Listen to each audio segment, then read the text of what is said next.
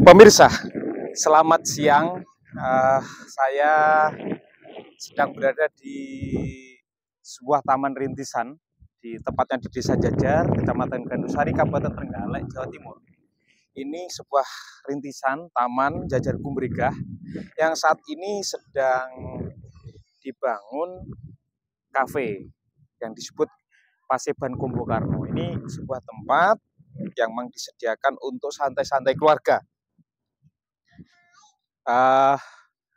Rencananya ke depan ini digunakan sebagai tempat untuk keluarga untuk ngumpul keluarga dan berbagai event-event yang sifatnya kebudayaan dan kesenian. Ya.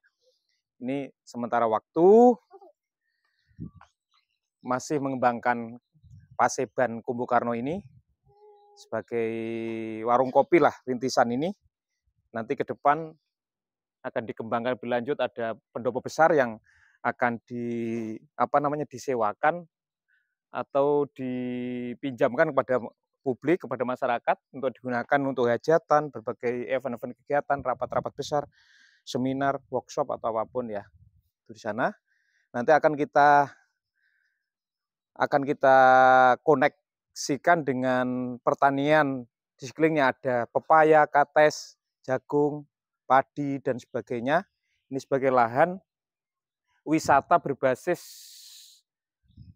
pertanian. Ini ide ini adalah ide bersama dari warga masyarakat, karena masyarakat Jajar ini punya semboyan tiji tibeh.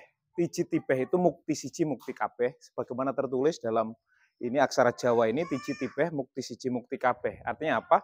Kalau bisa satu orang bisa berbahagia, satu orang bisa senang, satu orang bisa sukses, satu orang bisa kaya, satu orang bisa sejahtera, kalau bisa semuanya bisa.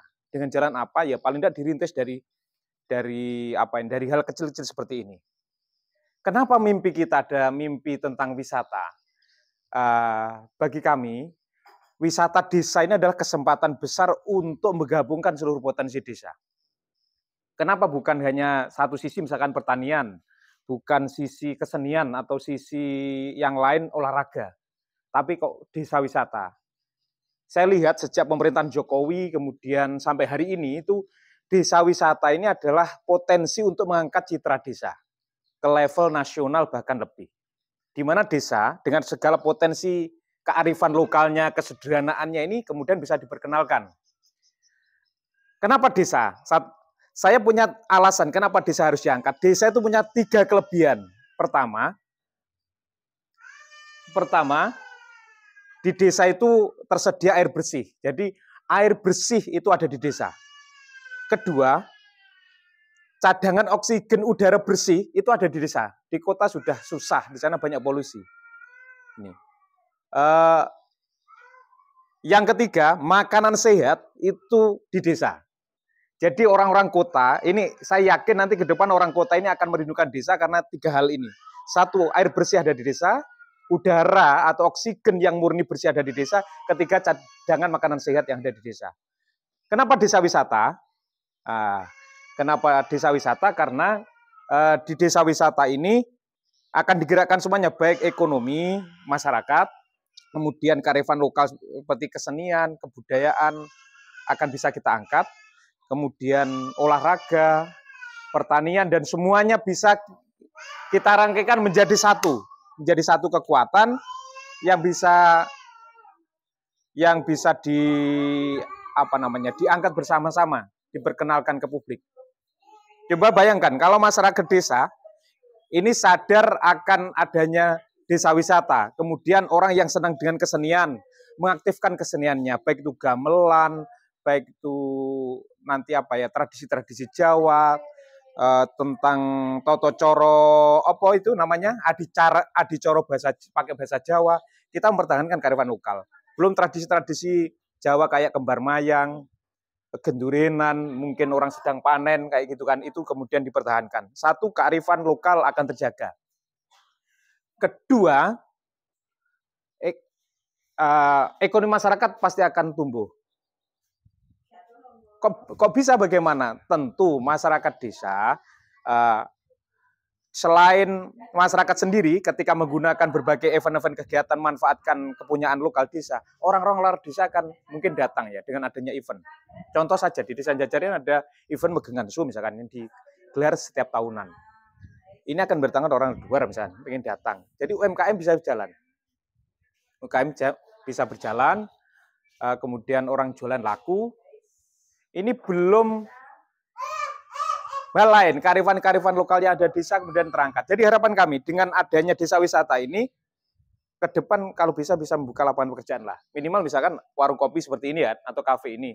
Paling tidak ada sekitar 5 orang yang terserap misalkan. Kita belum kemudian pengembangan BUMDes di bidang yang lain. Beberapa hal ini, apalagi kalau wisata nanti, jaringan wisata di Jajar ini bisa dikembangkan, antara satu tempat destinasi Taman Jajar Gumriga ini dengan ngumbulan itu saja dikoneksikan. Bayangkan homestay masyarakat termanfaatkan, masyarakat terbiasa kemudian memanfaatkan rumahnya secara bersih, sehat, kemudian bisa disewakan ketika ada tamu datang. Belum kuliner desa makanan-makanannya di desa. Kalau Jajar misalnya punya codeh, pincuk lodeh itu kan, ini akan diperkenalkan dan saya yakin laku payu. Terbukti ya 3 tahunan lah saya menjabat kepala desa ini, beberapa warung sudah bertumbuh di desa. Bertumbuh kan, orang mulai percaya untuk membeli punya warga sendiri. Kemudian ada warung-warung yang buka juga, kita fasilitasi di lahan milik desa itu. Ini sudah terbukti sudah berapa dihitung.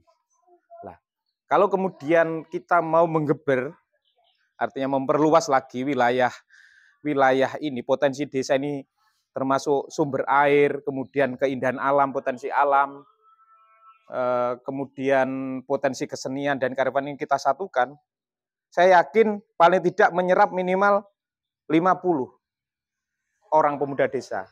Minimal ya. Ini belum kalau ke depan mimpi kami, kemudian nanti akan kita ajak masyarakat bersama-sama untuk investasi di dalam bidang kepariwisataan ini. Berbasis masyarakat.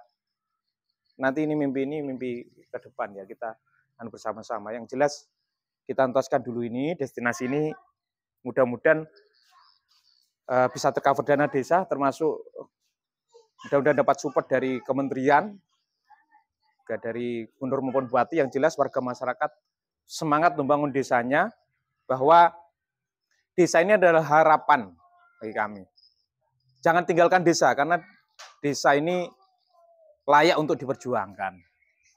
Dan kembali lagi untuk Desa Jajar, desa yang pinggiran, terpencil, kemudian terpinggir, jauh dari akses besar ini, bagi saya susah lah. Mau bangun ruko di sini, siapa orang yang datang beli sini?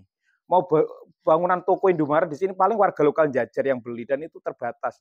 Mau bangun toko-toko besar di sini, ya orang lebih memilih jalur yang besar. Maka alternatifnya adalah kita tetap menghidupkan desa wisata di sini. Insya Allah pertaniannya jalan nanti. Tanduran-tandurannya seperti kates, paya, jagung nanti bisa lah untuk kemudian dijual kepada orang-orang wisatawan lokal domestik yang datang untuk itu. Paling tidak untuk membeli di Jajar. Merasakan kenyamanan di sini, cari udara bersih di Jajar, kenyamanan, stres, tempat healing lah. Mungkin itu. Seperti hari ini ada sahabat, seorang guru, keluarga besar kiai, dia kenapa memilih di Jajar pasti punya alasan gitu kan. Ada alasan Pak ya? Ada. Apa salah satu alasannya Pak? Alasannya adalah kita mencari tempat yang sunyi. Oh, sunyi gitu kan? Ramai dari kebisingan. Ya, ini. Jadi kita bisa santai di sini, otak kita bisa refreshing di sini. Fresh gitu ya. Ini testimoni orang yang di luar Jajar untuk di sini. Jadi ini salah satu alasannya. Ya, mudah-mudahan mohon doanya saja. Harapan ini bisa terkabul karena tujuan Tiji Tibeh Mukti Siji Mukti Kabeh untuk kebersamaan. Terima kasih, selamat siang, salam Rahayu.